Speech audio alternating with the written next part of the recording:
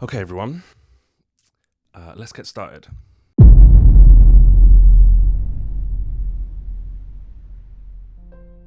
So I've been reading this book recently called The Architecture of Happiness by Alain de Botton. Yeah, it's cool. I'm enjoying it. It's a book that I mostly turn to kind of whenever I want the time to pass a little.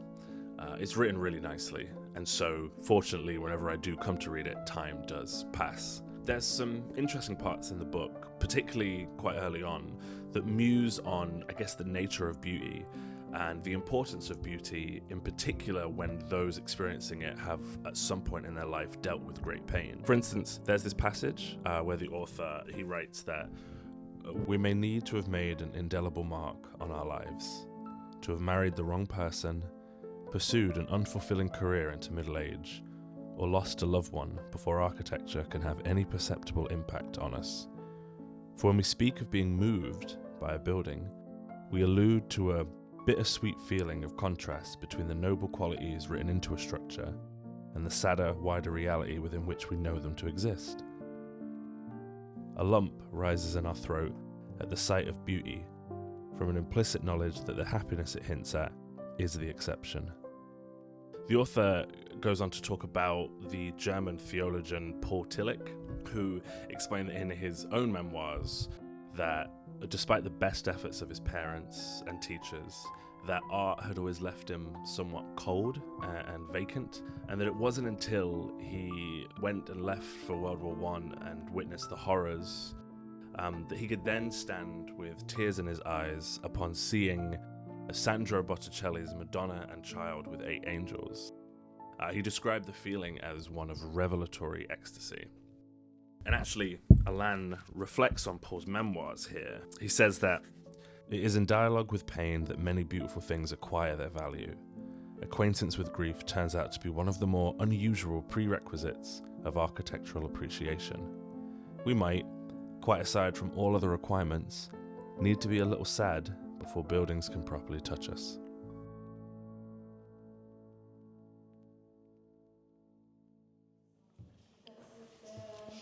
Wait, weren't they going to make someone Snape? Someone iconic? Oh, was that Pepper? That's the Honestly, I've lived many lives. No, but also who's How long? I'm scared. Oh my gosh. I've been waiting for this. I've been waiting for this one. Are we staying in the allotted place? Sorry. So from the side that you're currently opening it, the first page that says hey and then your name. Okay. That's where Oh shit! That's so cool. So obviously, you guys can't see what they're reading, so I'm going to read it to you and just give you a quick introduction to all the dancers. Hey, Allegra. Hey, Imogen. Hey, Nina. Hey, Alex. Hey, Haizea. Hey, Hannah. Okay, so first things first, let's get familiar with the grid. In front of you, you'll see a rectangle. On the long side against the wall, you'll see the letters, and at the front, where I'm sitting, you'll see the numbers.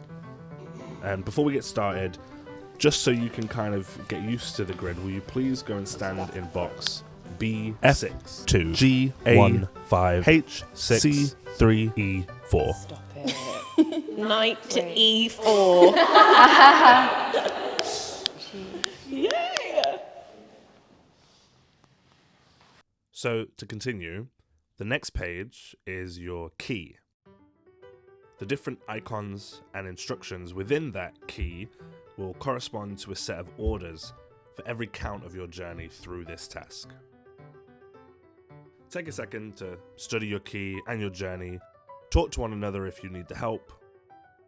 As you roll through the different set of counts, you'll notice that there are a set of codes below each count. This is your map. The first letter corresponds to the level you must inhabit. S is standing, M is mid-level, L is low-level. The second letter and number combination correspond to where you need to be placed as accurately as possible for that count. For instance, say you're on the third count of 8 and you're about to reach count 5, but underneath count 5 there's a code that says A2. That means that at that moment within your journey you need to be here. Oh, interesting. With the code, the where is mapped and the what and the why will unfold.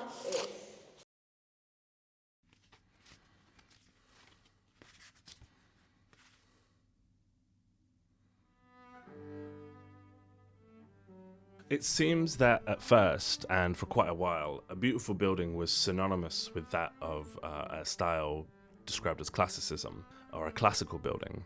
Alan writes that the Greeks gave birth to the classical style, the Romans copied and developed it, and after a gap of 1,000 years, the educated classes of Renaissance Italy rediscovered it. He describes classicism as consisting of a structure with temple front, decorated columns, repeated ratios, and a symmetrical facade. There's this line in the book that I love. Few classical architects or their clients felt any impulse towards originality. Fidelity to the canon was what mattered. Repetition was the norm. So from there, the book winds through a few other notions of beauty that pop up over time, whether those ideas were sought through limitation that was affected by finance, whether it was to do with the Gothic revival, or, possibly even the curiosity of other architectural styles from other eras and other lands. Where the book grabbed my attention, however, primarily, was when it started to talk about the kind of philosophy of the engineer. You see, there was this moment where the fidelity to the canon kind of slipped out the window a little bit. Different buildings started merging different styles, all at the whim of clients who were seeking some form of uniqueness, and at the whim of architects who were arguing and fighting over which style was best. There's this really great story of a house that was built in Northern Ireland, I believe, where the two owners, the husband and the wife, were really passionate about architecture, but they both loved classicism and Gothicism separately. And so an architect ended up building the front of the house in a classic style and the back of the house in the Gothic style. The author wrote of this that the problem with unrestricted choice is that it tends not to lie so far from outright chaos. Which brings us to engineers, right? I mean, you see, with engineers, beauty just wasn't discussed. A bridge just needed to be able to carry as many people as possible for as long as possible. Railway stations, at the time, we had steam trains, and so railway stations needed to have, lots of light coming in, they needed space for all the steam to travel through, and they needed to be able to have lots of passengers move through the building. This was somewhat in direct opposition to everything Alan had said, right? There was a quote by Carl Friedrich Schinkel: "To turn something useful, practical, and functional into something beautiful, that is architecture's duty." However, in this moment, it did solve the problem of unrestricted choice. Of the difference between architects and engineers, Alan would say, for what these men had, and they so sorely lacked, was certainty. If you look at old castles from sort of the medieval and Middle Ages period, they're like big and bulky. They're fortresses, right? And they're built for defense.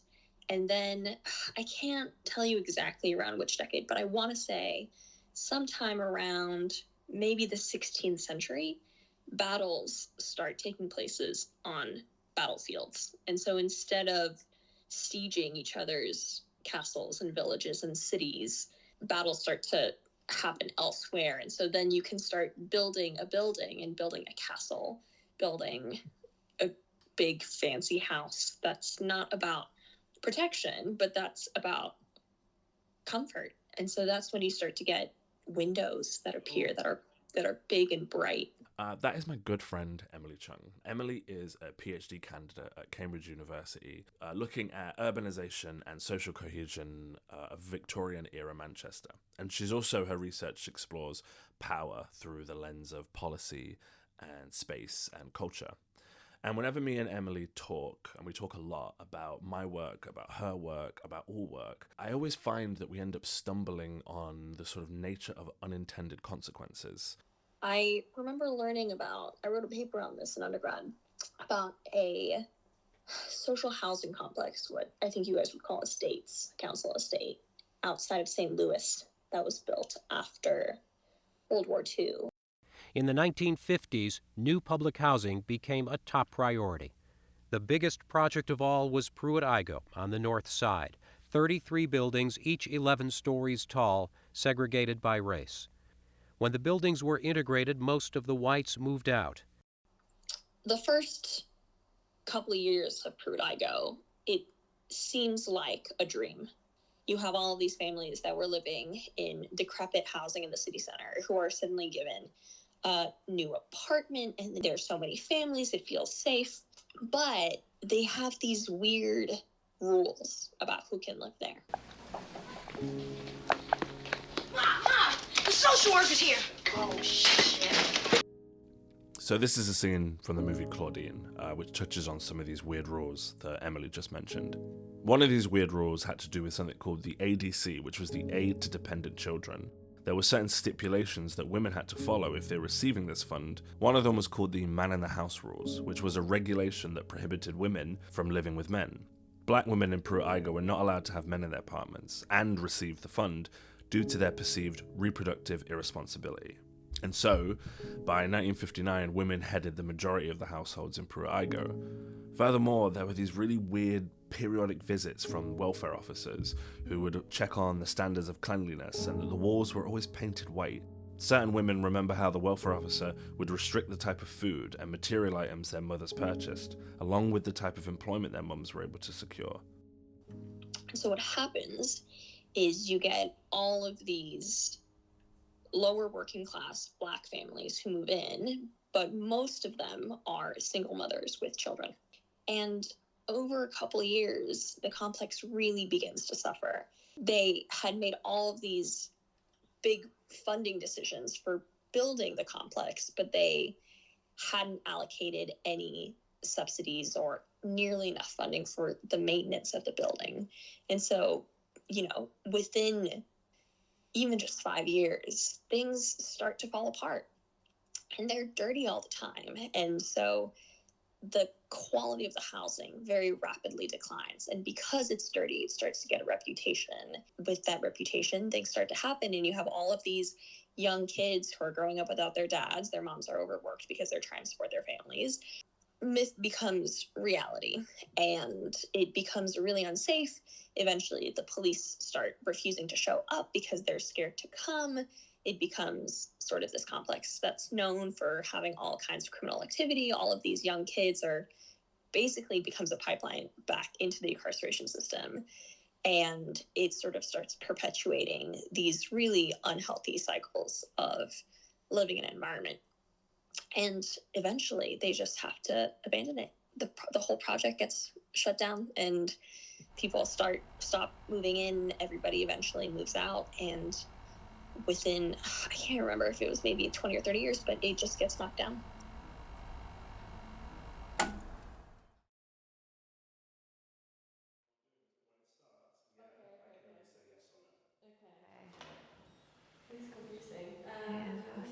Okay.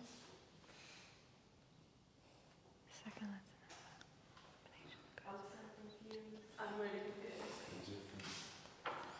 Okay, the worst.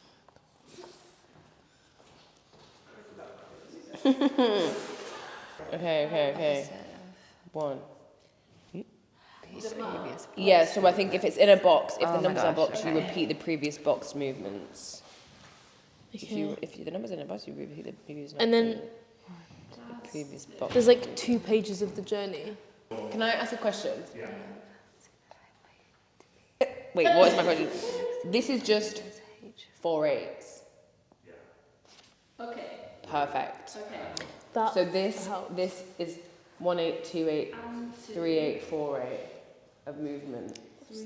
Got you. So break it down in a way of being like the first 8 is this chunk. Beautiful. Oh yeah, because you're F, so we're in unison in this, like the last 3 counts of the second 8. 0 plus. Or like some of the counts of the second 8, if that makes sense. 0 You know, because there's an E above there, and I'm E, so we're doing and count. the same. Opposite of the staccato go Okay, so over we the actually music have count. to Sorry, I was just going, who's A, who's D. Oh, I understand. I understand. The fog is clearing. 2, 4, 6, 7, 8, and 1, 2, 3, 4, 6. 1 2 and 4. 5 and, and 4. 5 and 6 and 7, 8. And if there's like not a count there, we're stillness. A letter above requires you to be in unison with the person holding the card with the corresponding letter. Okay, so Lovely. Who's A? Who's E? Okay. Okay. Oh, it's because we're together. Metronome is here. Oh. I see. I see. So we're hitting. Yeah, we're basically hitting the G5, same. G6. Yeah. Okay. Cute. Our journey is like. Exactly the same. Yeah, for the first 8 counts. 1, 2, 6 is the tempo. Slower. So this will be the tempo of the eventual thing, but That's that'll be when you're done. Okay. Obviously, for now, if you want me, if to practice it, you could go up. That's right, and do it 2, 3, 4. That's so fast. You're fake. Yeah. Fake. Okay. Do people want the metronome on from now? So, when I think back to my professional training to be a dancer, to be a choreographer eventually, I can't help but think about the audition process. There used to be this rule that when you were auditioning for one of the big schools, you had to prepare a solo. And part of preparing that solo is that you had to prepare it with music that had no lyrics in. That rule would kind of persist into your professional training too, where you would be tasked with creating choreographies or solos again. And not only could you not use music that had no lyrics in, but sometimes they'd just take it a step further and say it couldn't have a sort of strong, clear, defined rhythm. And that rule not only persisted through training, but in some ways it carried on into your professional life too. When you would audition for companies, they would sometimes say the same thing. And there is a part of me that understands why. I understand the science and the thinking behind that decision. I think firstly, they wanted us to think about the body, right? They wanted us to consider the meaning being derived from the self first. There's probably a lot at that time when you're 18 years old, quite a lot of boy band-esque choreography, and making movements up that respond to the lyrics, respond to the sound in a very literal manner. And I can totally understand why they would want us to begin making from the self first. Also think that they wanted us to start to develop a more complex relationship to music, not only in what we were listening to and the genres of what we were listening to, and to escape at that time, the kind of traditional 18-year-old pop music. I also think it was about time signatures, Contemporary dance is very much about working with lots of different styles, and lots of different styles have lots of different time signatures. If you only ever get used to counting 1, 2, 3, 4, 5, 6, 7, 8, you're in big trouble. And so, whilst I think I totally understand and also kind of support that decision, I think there's a question about what are the unintended consequences of that move? Who does it lock out of their own creativity? Who does it not really encourage to apply? If you like folk music, if you like rock music, if you like pop music, you're probably going to be okay. It's going to be uncomfortable still, and you're going to have to navigate your personal choices and find new music, and it is definitely going to open your mind. But ultimately, I don't think it's going to lock you out of who you are. I don't think it's going to prevent you from accessing your magic. But what if you're a young black kid who likes rap music? Or maybe you love R&B, the melodies of singers in R&B. I'm not saying that you can't find something, but I do think it proves more difficult. I do think in some ways it says, you're not really welcome here. Another example were rules around dancewear, right? Everything was very skin tight. It was a lot of leotards and unitards, which again, I understand the reasoning of. Those teachers wanted to see our bodies. They needed to be able to judge accurately where we were at and give us feedback. But anybody who's done that for any number of years knows what the unintended consequences of staring at yourself in such an exposing manner in the mirror every day for years on end will do to you. And look, I don't want to make this all about faculties and universities and higher education and institutions in general. I sometimes think about myself, and I think about the ways in which I was so obsessed with the magic of training, and I kind of couldn't fall in love with the practical, scientific elements of it. When we were students, It was always sort of interesting to note when a guest teacher would come in and they would kind of rip up the rule book a little bit and tell you to kind of ignore your teachers and give you little quotes and words of wisdom and tap into some emotional core. And then they'd leave or they'd go for drinks with you. I think it's very easy to get attached to those things when you're training as a student. This all got me thinking about my own practice a little bit, and I guess the act of practice in general, whether it's architecture, dance, literature, music. Bear with me here and know that I'm being totally reductionist when I say this, but I started to wonder about how I might separate my world and my art form into the science of making it and the magic of making it. That's the point. That's why it's funny, though. Because the reason it's funny is because people don't understand why things are funny. Hard consonants are funny. Yeah. You know, blah blah blah in a Chevy, or blah blah blah in a Maxima is not funny. Buick is funny. That's why. And the fact that he wasn't in a Buick is the reason. I'm a comedy genius, and it's hard. It's hard to express. You're right. Okay, what do I mean by that? I don't quite know, but if I was to sort of explain it, and I guess to be even more reductionist, I would say that the magic involves the intuitive or the emotional or the instinctual, whereas the science, I think, revolves around the methodical, the practical, and the functional elements. The frame, it's who's talking in the frame, who's in the frame with that person, or is that person alone in the frame? And then if he is in the frame or she is in the frame, where does the bottom of the frame, where's the top of the frame? And if they walk away, do you go with them? Whole camera tracking, or do you pan? Or do you let them go out of frame? And which way do they go out of frame? There's tons of questions. Just what looks like a very simple shot has many choices to be made as a director. So look, Shall we walk? Do the first 8? Yeah. And then stop, then do it with the rest. Because I don't think I can listen to this. Yeah. No, it's a bit too speedy. Let's keep that Okay. So, I would just like to ask who is A.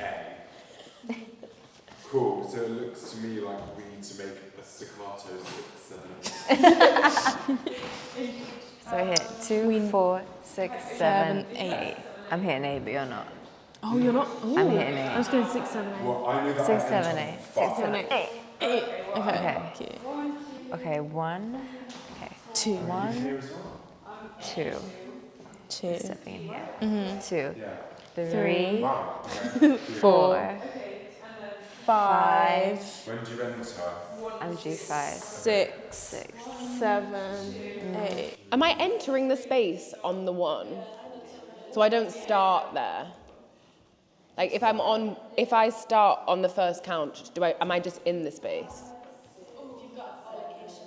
Yeah, then probably. Who knows what? I don't know, okay. Are we just doing the first 8 for now? Yeah. First 8. Cool. In unison. Oh my god, sorry, I was just thinking what to do. Yeah. But that was fun. Yeah? We could do like a snake hit. 1, 2.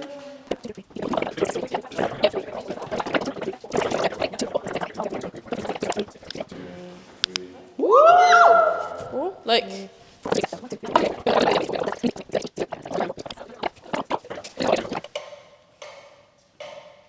5, 6, 7, 8. 1, 2, 3, 4. Okay. Wow, late entry for me. Should we do those 4 counts again? Yeah.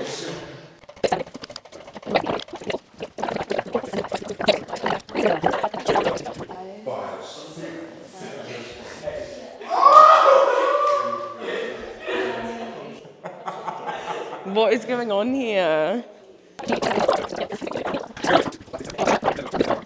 It could be like sweeping because they're doing. Yeah. Yeah. Like. 4. Is anyone moving quite a lot? 5, 6, 7, 8. Yeah. Can we do pathways, please?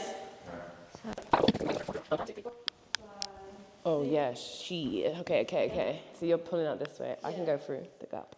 I'm gonna have to go low because they're high.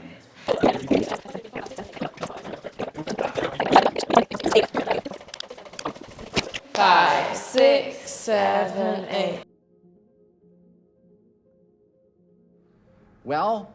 Right, okay, so there are 5 cowboys, you know, they No, could be no, Indian. no. Where's the goddamn horizon? It's there. Where? At the top of the painting. All right, get over here. Now remember this. When the horizon's at the bottom, it's interesting. When the horizon's at the top, it's interesting. When the horizon's in the middle, it's boring as shit.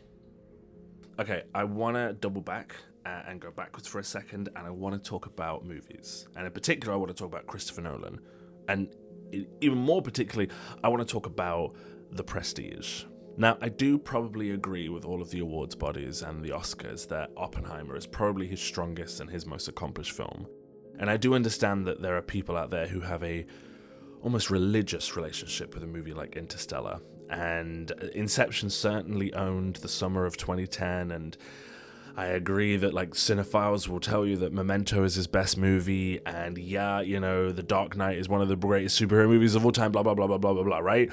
But The Prestige is his best movie. Like, it's his best movie, and I love it. Sorry for getting aggressive there. So the film is about two magicians who were formerly friends and are now firmly at war with one another after tragedy strikes.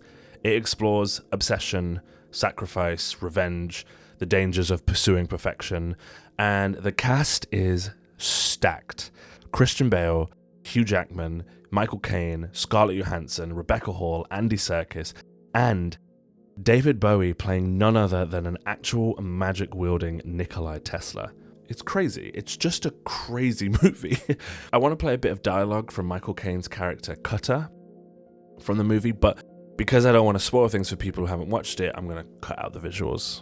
Every magic trick consists of 3 parts, or acts. The first part is called the pledge. The magician shows you something ordinary, a deck of cards, a bird, or a man. The second act is called the turn. The magician takes the ordinary something and makes it into something extraordinary. But you wouldn't clap yet, because making something disappear isn't enough. You have to bring it back. That's why every magic trick has a third act. The hardest part. The part we call The Prestige. So I actually don't need to say much more about the film than this, because this is the film. This is the entire film. In an interview with Empire, Nolan said, "The film has been written according to the principles of how a magic trick works. Our narrative plays tricks with the audience, it has stories within stories, and misdirections, and so forth." The interviewer asks, "Are the 3 stages of magic as outlined by Caine's character pretty much the 3 acts of the film?" And Nolan responds, "Yeah, very much. But the 3 acts are all scrambled together because of the non-linear construction." I find, as a fan of his, that Nolan kind of does this a lot. Structure seems to determine a lot of his narrative and thematic choices, or at the very least they're equal, right? It got me wondering about what happens when you sort of start with something scientific and you allow magic to follow. Okay. It's confusing because I don't think pictorially, diagrammatically. So, okay, what do you have? You have the beginning of the film here. What's the best way to draw it? The best way to draw it is as a hairpin, like that. That's basically the end of the movie. This stuff is the black and white stuff. This is color. And this is running backwards as a series of jumps. And what we do is we cut between the two the whole way through. So we alternate scene here, scene there, scene there, scene there, scene there, scene there, and they meet towards the end of the film. But then within this, you have flashbacks to a different timeline, which is actually even earlier, somewhere around there. Also within this, you have flashbacks to an earlier time, also somewhere within there. So I guess you could use the hairpin shape to represent the bulk of the film, with the black and white, with the color, meeting in the last reel, the end of the film being sort of there-ish. There are these moments when actors describe working with him on sets, and it always seems like he kind of just stays out of their way. Jessica Chastain talks about the fact that she didn't really get a one-on-one moment with him. The first time we met was a costume fitting. And Michael Jai White, when he worked on The Dark Knight, would sort of ask Christopher Nolan questions about his character's energy, and he would just be met with... He's like, I didn't think about that. What do you think? I'm like, what? I found this Gary Oldman interview really revealing, though. Chris is not a big note giver. He does leave you alone. He expects you to do your work.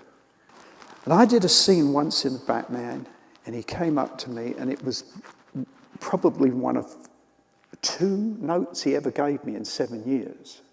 2 notes in 7 years.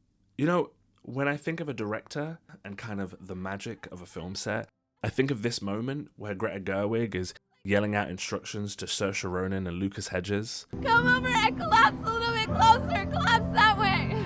I think of that story of Tarantino dragging Jamie Foxx into a room and saying, what the fuck is that? But I also kind of think of David O. Russell and Lily Tomlin on the set of I Heart Huckabees. Hey, bitch! I'm not here to be fucking yelled at. I worked on this fucking thing for 3 fucking years, not to have some fucking cunt yell at me in front of the fucking crew when I'm trying to fucking help you, bitch! After that incident went viral, Lily Tomlin said, He stormed off the set. What was the problem? Why, a lot of problems, but totally worthwhile.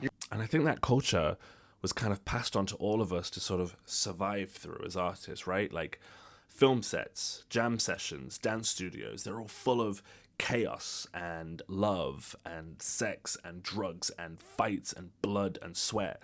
And everyone was kind of at the whim of some kind-hearted soul or a total egomaniac. And it was all okay because they were geniuses, and this was how their genius was supposed to come out. And so to hear that of Christopher Nolan, 2 notes, 7 years, not a big notes guy, it really got me thinking. Could I lead purely with the science and just let everybody else bring the magic?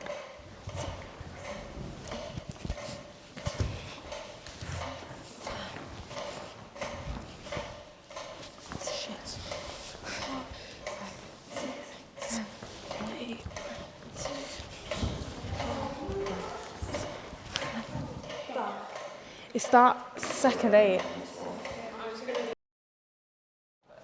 What move are you doing so I am aware? Okay, maybe I'll go underneath you then. I think I'm there. On 2 you're going like that. Okay.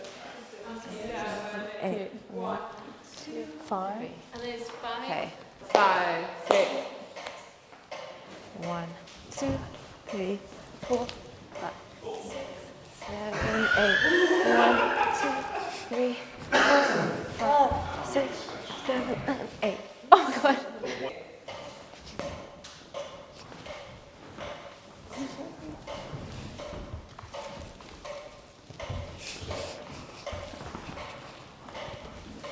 Bro. That's and 8. Wait. Run it back. Okay, yes or no question. Does it look like a hot mess from your side? Really? Wow. Okay, cool. Yeah. I am Yeah. a hot mess.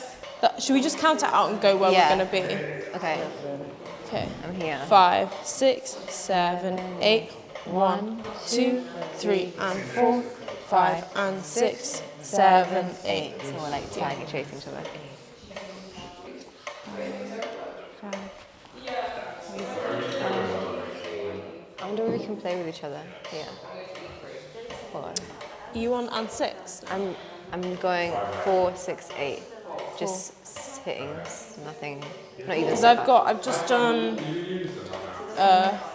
1, 2, 3, and 4. Cool. And then I've don't move to and 6 where I need to be in there. 5, and I move on 6. Cool. 5. So your hand can trigger like mine or something?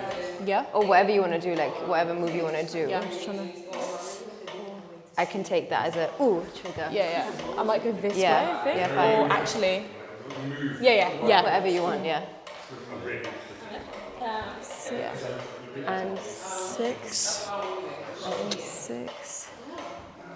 7. Are you doing and 8 as well? No, I've just got 7 still here and then 8 in there. Okay, cool. Okay. 6, 7.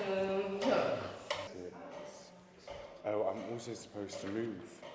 Oh, I'm supposed to go. 8. Okay, cool.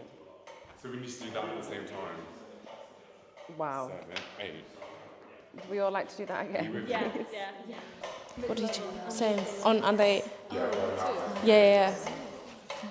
What is moving? I also don't know what to do, man. Or like here, maybe? Or like some kind of, like there. Because we've got... You could go first and I'll do Oh, is this for 8 of the last? I was going to do that. That's kind of fun.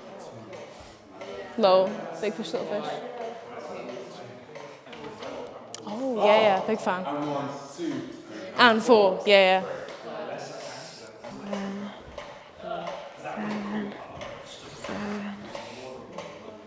7.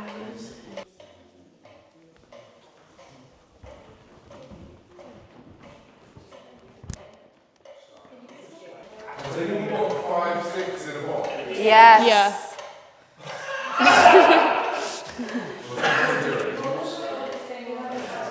I'm doing like this. I'm doing like a... it's giving back thing. I feel like we're having a look, like, feels quite... Yeah. There's something in the air. There's something in the air.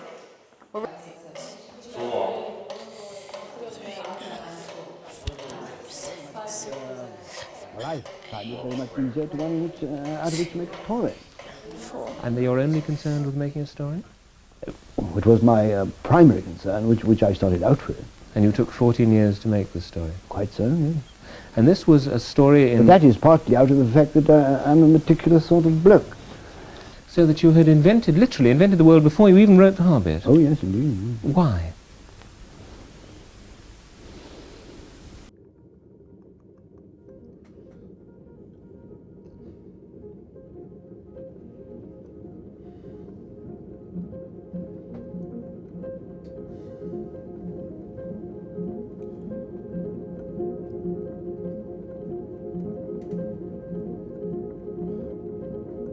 Something about this makes me feel off. It's something about all of this kind of makes me squirm a little bit.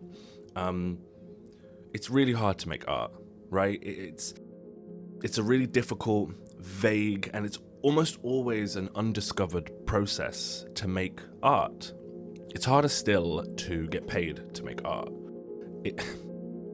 Work like mine in the dance industry, or theatre work, or community work, often requires a lot of grant funding to support it. And even if it doesn't require grant funding and it requires private funding, it still needs sort of dedicated, supportive, and passionate partners involved in the project. Now, if you're working alone, it's much easier to sort of undertake a project like that. I'm not saying it's, without challenges, but it doesn't require that immediate amount of support. The minute you have to work with other people to bring a vision to life, it becomes nigh on impossible without real backing.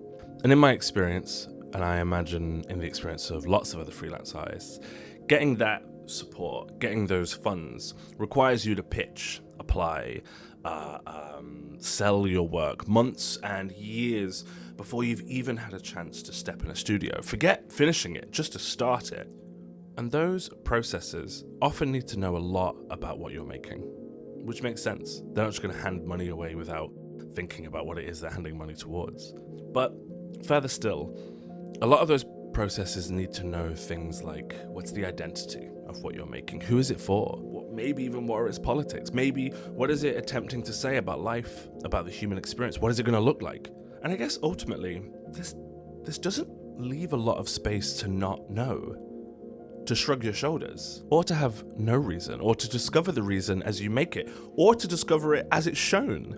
It doesn't leave a lot of space to just say, I'm really interested in this thing, but I don't know why. That doesn't leave a lot of wiggle room to think about the science of art making. Like, what if you just like the way certain dialogue sounds? She deserves a nice room and some supper. No worry about the meaning just yet, just the way it flows. I don't understand. What if there's just a really cool editing technique that sparks some interest? What about accidents? How do you fund accidents? What about silence? Or what if the light just happens to fall in a really interesting way in a studio and you want to play with it? What if you just want to build a bridge that will carry as many people as possible for as long as possible? I think we think of artists sometimes like these magical beings who can create these sort of tiny, intimate things, or these incredible, gargantuan things that inspire awe and wonder, all from our own minds, like Tolkien. And maybe sometimes that is the case. Or maybe sometimes we're like the bumbling scientist, mixing the wrong chemicals and knocking over beakers. There's this description from British journalist Gordon Taylor.